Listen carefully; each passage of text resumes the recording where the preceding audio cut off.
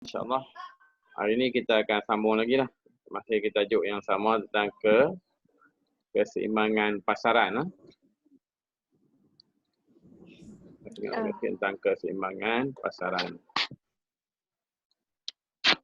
Di hari itu kita belajar tentang keseimbangan pasaran. Di mana ada titik E kan? Ya.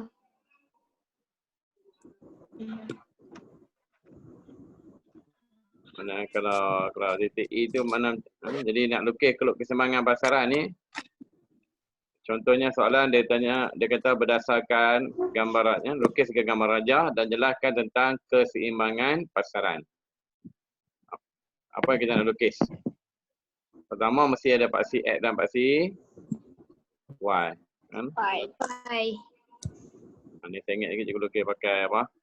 Cikgu lukis pakai mouse ya. Jadi maknanya lukis paksi X dan paksi Y. Kemudian kita buat apa? Titik. Labelkan harga, kuantiti. Kan? Maknanya P untuk harga. Dan Q untuk kuantiti. Dan kosong untuk titik asalan. Jadi lepas tu kita buat apa? Buat keluk permintaan dan kita buat keluk penawaran.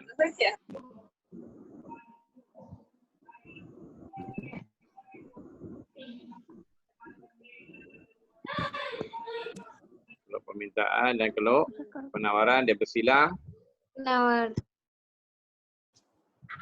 Tempat bersilang tu dia panggil E ya, equilibrium.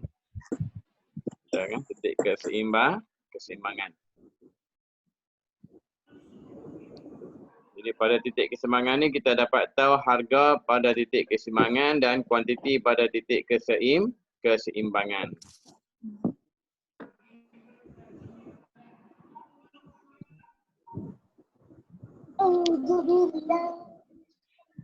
Lebih apa ni? Ya.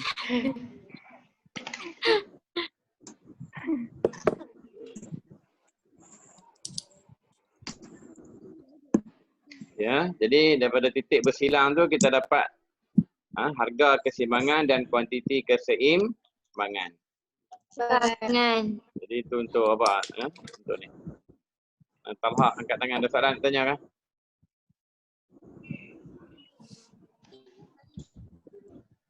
Boleh ingat tentang keluk keseimbangan itu? InsyaAllah. Okey, hari ni kita nak tengok satu benda baru, masih dalam tajuk yang sama tentang ketidakseimbangan. Jadi kita sebut keseimbangan itu pada masa yang tertentu. Dalam jangka masa panjang, ada banyak faktor boleh berubah. Permintaan akan bertambah ataupun berkurang. Penawaran pun bertambah dan berkurang. Contohnya penawaran ikan, bila musim hujan apa jadi?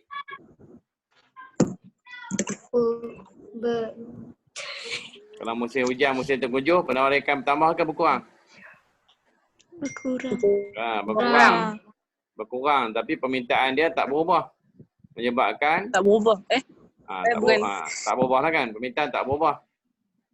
Tapi penawaran berkurang, maknanya permintaan lebih banyak daripada penawaran. Banyak orang nak beli, barang sikit, apa jadi pada harga? Tinggi. Dia akan tinggi, orang akan jual dengan harga yang lebih mahal. Jadi maknanya, okay, ni panggil ketidakseimbangan pasaran. Ni pun adalah dalam PowerPoint cikgu bagi hari itu. Jadi apa definisi dia? Sesuatu pasaran dikatakan berada dalam ketidakseimbangan apabila jumlah permintaan pengguna tidak sama dengan jumlah penawaran pengeluar. Jadi bila dua tu tak sama, dia akan berlaku ketidakseimbangan. Sama ada dia akan dapat kenaikan harga ataupun penurunan harga. Dua keadaan ini akan berlaku apabila pasaran berada pada ketidakseimbangan.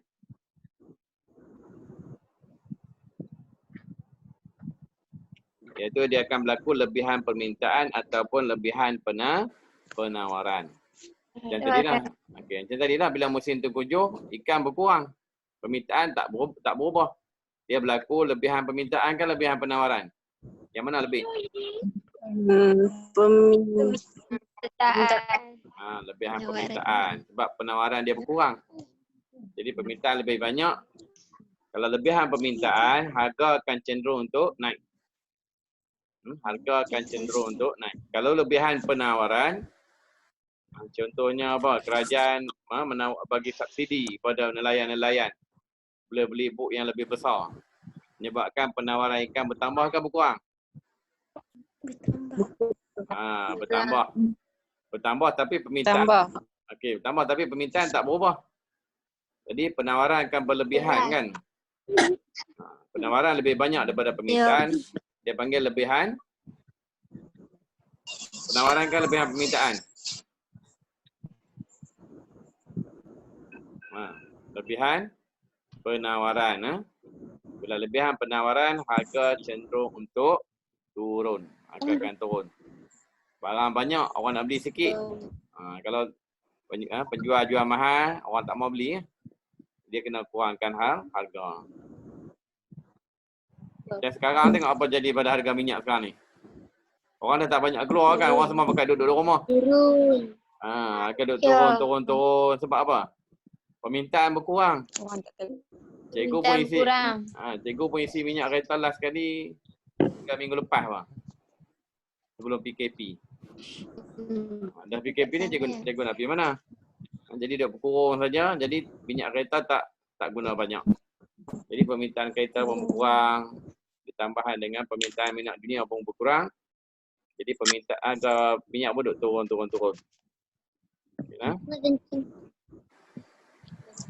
Ini lebihan permintaan bila berlaku apa? Penawaran lebih banyak daripada penawaran. Dia panggil lebihan permintaan.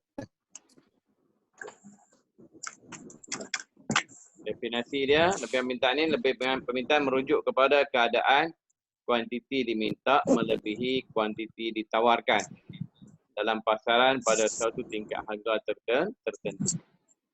Kesannya apa jadi? Harga akan meningkat. Kerana bila lebih permintaan, orang nak beli banyak, barang sikit, harga akan meningkat. Contohlah kita buat hari kecemalangan dan hari koperasi di Matri. Kita pun buka gerai kan. Kita buka gerai berniaga. Katakan kelas Pak P jual minuman. Ataupun dia jual minuman lah. Rupa-rupanya hari tu satu gerai je jual minuman. Yang lain semua jual makanan. Orang ada pilihan tak? Kan, jadi orang nak beli gerai minuman tempat lain tak ada. Tak banyak, penawaran dia sikit. Satu gerai je. Kalau kita jual mahal laku tak? Laku. Sebab kita satu gerai je. Jadi penawaran dia sikit. Permintaan banyak, orang semua nak minum air. Dah makan mengkelan nak minum air. Tapi gerai minuman satu je. Kita pun menghebat. Teh secawan RM3.5. Kan? Buat macam Starbucks pula. Jadi orang beli. Sebab apa orang beli? Sebab penawaran dia sikit. Permintaan dia tinggi. Sikit. Jadi dia panggil lebihan permintaan. Harga akan cenderung untuk naik. Apa pula lebihan penawaran? Lebihan penawaran apa dia? Kurang permintaan. Penawaran.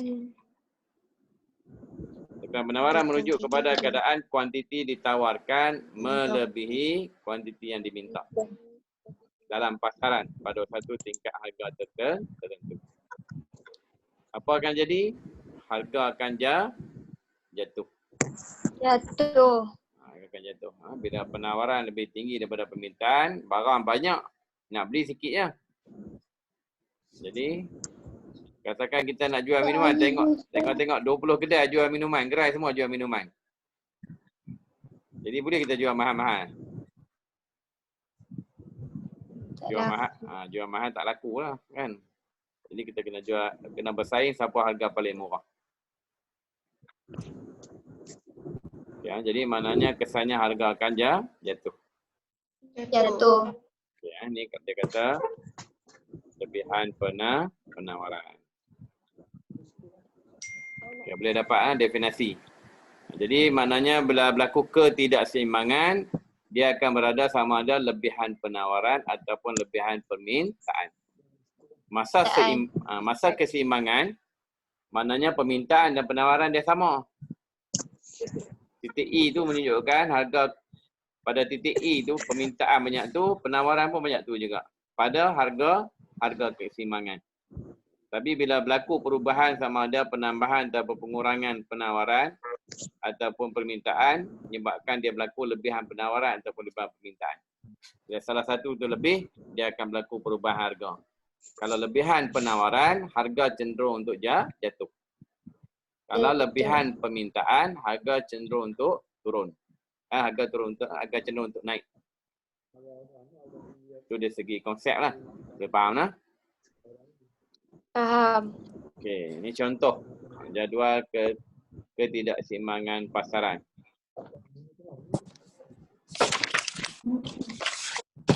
Kalau pada harga RM30, ini dia panggil apa? Sekejap, dia tak keluar jadual lagi.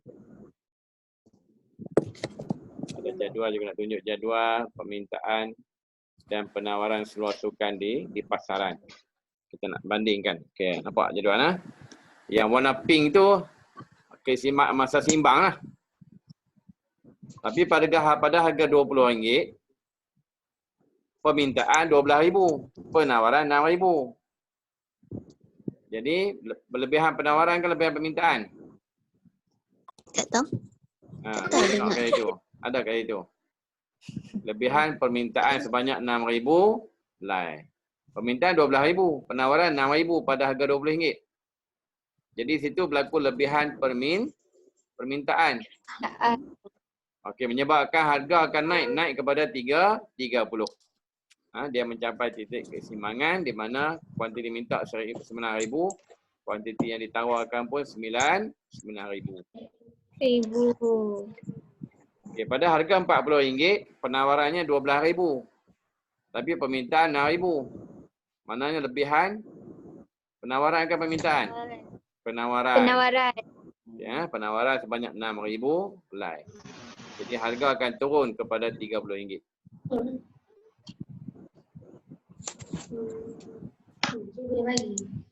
Okey. Ada orang cakap apa pasal tu? Ini contoh kalau kita nak lukis keluk. Kalau lebihan penawaran. Lebihan penawaran ni maknanya apa yang berlaku bila penawaran? Dia ada dua kemungkinan. Satu, permintaan berkurang. Satu, penawaran bertambah. Melukis. Ya, untuk berlaku lebihan penawaran, satu dia berlaku apa? Penawaran dia berkurang, bertambah ataupun permintaan berkurang. Salah satu lah.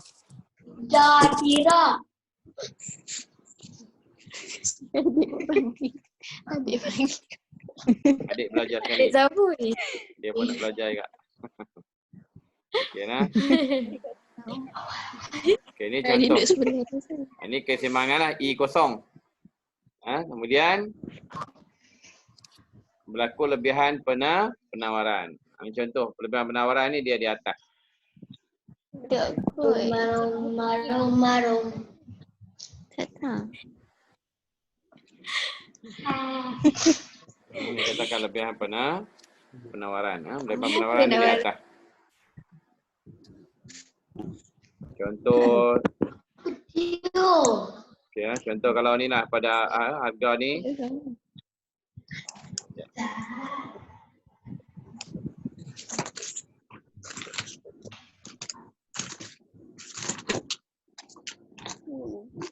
Tak apa. Okey. Ini contoh. Dia di bahagian atas dia panggil lebihan penawaran. Biasanya harga akan turun. Penawaran. Okay, lebihan penawaran berlaku di kawasan berlorek A ni. Pada harga P1, kuantiti diminta di Q1 manakala kuantiti ditawarkan di Q2. Okay, tak keluar habis tak? Ni baru dia keluar selok.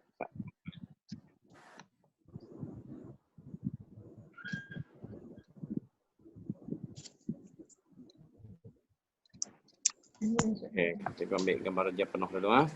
Okey, nampak? Ini kalau kita nak lukis gambar rajah ketidakseimbangan. Ini mana berlaku lebihan penawaran. Pada harga P1,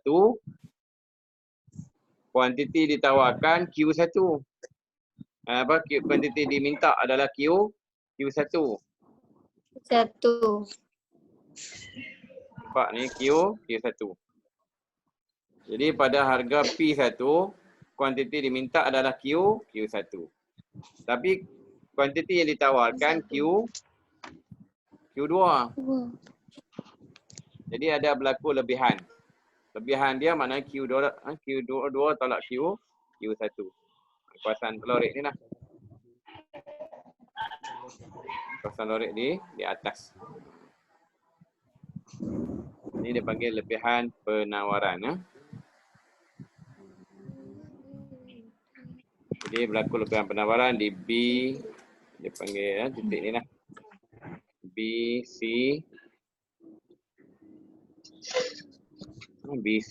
E. Dia panggil lebihan penawaran ni. B, C, E, O, B.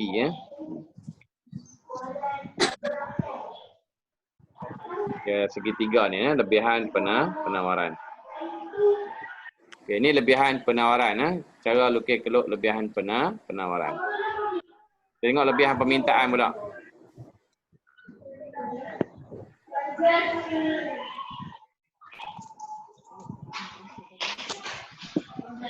Okay, lebihan permintaan.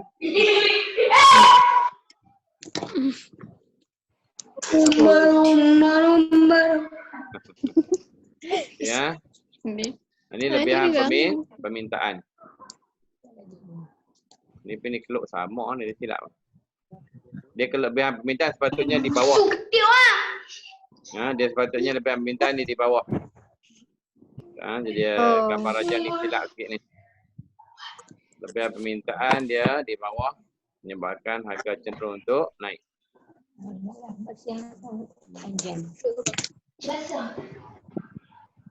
Patutnya lebihan permintaan ni di sini. Jadi aku buat hijau ni.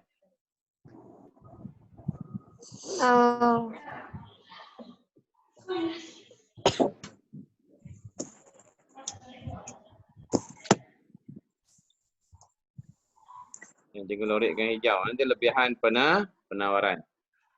Lebihan permintaan. Gambar rajah ni silap sikit ni. Ubah sikit. Jadi kalau lebihan permintaan di bawah. Nanti ke depan kita akan tengok contoh lain.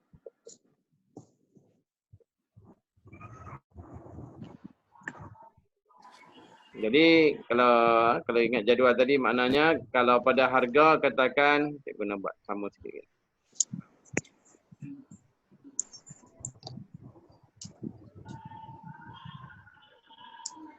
Tengok yang hijau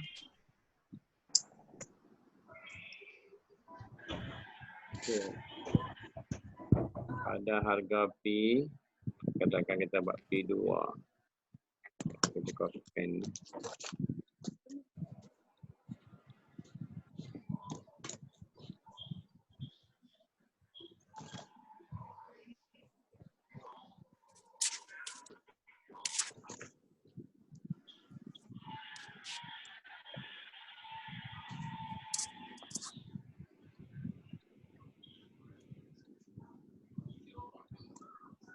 Okey Ini juga lukis gambar rajah sikit. Ini kalau lebihan permintaan. Katakan pada harga P2, kuantiti yang ditawarkan Q3. Tapi kuantiti diminta, tengok yang kena keluk permintaan ni. Dia panggil apa? Okey tengok pada keluk permintaan. P2 pada harga P2, kuantiti diminta adalah Q4. Jadi cara kita tentukan berapa permintaan, berapa kuantiti, kita tengok yang dia bersilang dengan keluk tu. Katakan pada harga P2, keluk permintaan dia kena dekat apa? Keluk penawaran dia kena dekat sini, kat Q3. Okey. Nampak Q3 kan? Ini maknanya kuantiti penawaran. Sebab apa? Dia menyentuh keluk. Pada harga P2 kita buat garis lurus ke kanan, dia bersilang dengan keluk tu pada kuantiti Q3. Ini harga dipanggil kuantiti penawaran.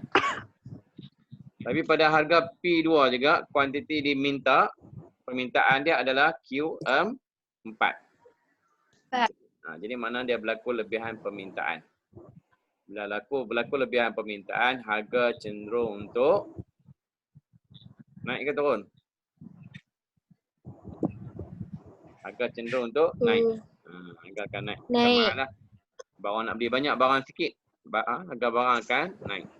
Naik kepada mana? Naik ke P0, iaitu pada kuantiti Q0. Jadi titik keseimbangan. Boleh ha? Boleh. Okey. Ulang kaji sikit. Apa masuk ketidakkeseimbangan pasaran? Kita buat ulang kaji sikit. Kita tak keluar, soalan tak keluar. Okay, kita ada 10 minit lagi.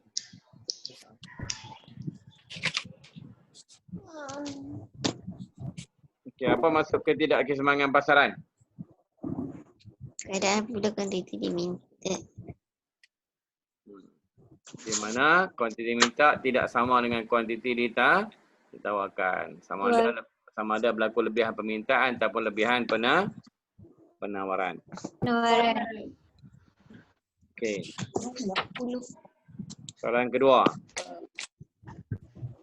Apa maksud lebihan permintaan? Apa maksud lebihan permintaan? Kuantiti diminta melebihi kuantiti ditawarkan. Okey, kuantiti diminta melebihi kuantiti yang ditawarkan. Apa kesannya? Apa kesan pada harga? Harga naik. Harga akan meningkat. Harga akan meningkat, kuantiti keseimbangan akan bertambah, akan menaik ke tambah? Kurang ke tambah? Kuantiti dia akan bertambah. Berkurang. Dia bagi pada titik keseimbangan lah. Okey. Apa maksud ni bunyi bersilap tak ini? Lebihan penawaran pula. Apa maksud lebihan penawaran? Kuantiti ditawarkan lebih daripada kuantiti diminta. Kuantiti diminta. Okay. Kuantiti ditawarkan lebih daripada kuantiti diminta menyebabkan harga akan turun. Jadi belajar ekonomi ni kita belajar apa yang berlaku di pasaran luar sana lah. Sekarang ni kita tengok banyak ada pasar malam sekarang ni. Banyak ada orang jual ikan, jual sayur kat pasar malam. Sebab apa? Pemerintah berkurung kan. Semua kena duduk di rumah. PKP. Jadi sekarang ni tak banyak yang orang jual ikan dan sebagainya. Jadi mahal kan murah sekarang ni? Mahal. Sebab penawaran, permintaan lebih tinggi daripada penawaran. Apa jadi pada sanitizer sekarang ni? Harga mahal kan murah? Mahal. Berlipat kali ganda. Sebab apa? Ramai orang nak beli barang sikit. Dia berlaku lebihan permintaan yang ketara. Menyebabkan harga pun naik dengan berlipat kali ganda. Okey,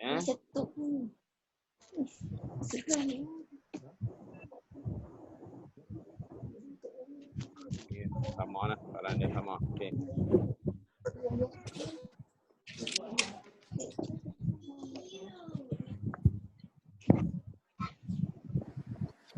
Kalau yang ni nanti cuba buat boleh.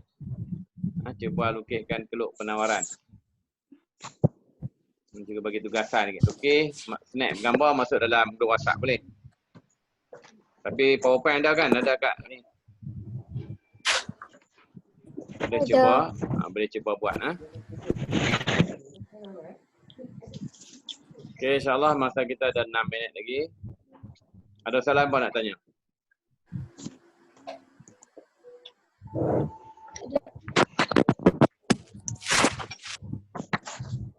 Ada soalan nak tanya?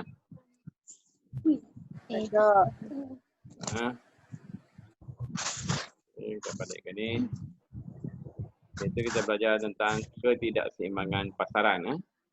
Sebab apa? Dia boleh berubah. Pasaran ni dia bukan statik macam tu. Kalau tu orang berniaga, dia akan beri harga ikut harga suka hati dia kena tengok harga pasaran. Dan harga pasaran ni berubah-ubah. Tengok pada keadaan. Bila satu barang banyak orang nak beli, harga dia jadi mahal. Sanitizer dulu mungkin belas-belas ringgit. Sekarang ni RM20, RM30 pun ada. Makin lama makin mahal. Tapi bila banyak pula yang apa? Orang yang boleh bekalkan secara online pula, dia berlaku persaingan secara online pula. Lama-lama penawaran bertambah, harga turun balik. Dia macam tu lah. Dia akan naik turun, naik turun.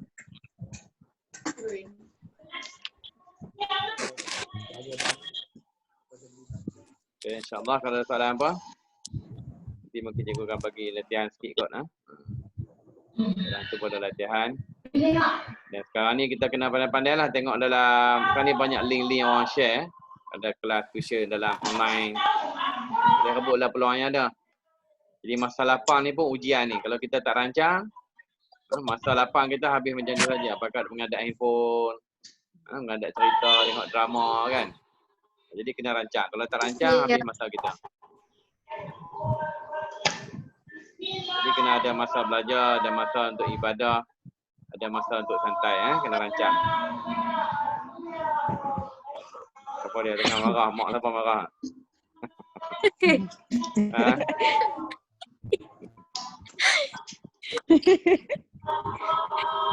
Dia rendah pada apa? Ya. Okay, ada soalan apa nak tanya? Ada. Ya. Nak ambil gambar ke? Ambil gambar semua sekali? Kan tak payah? Kena ambil gambar kena on kamera.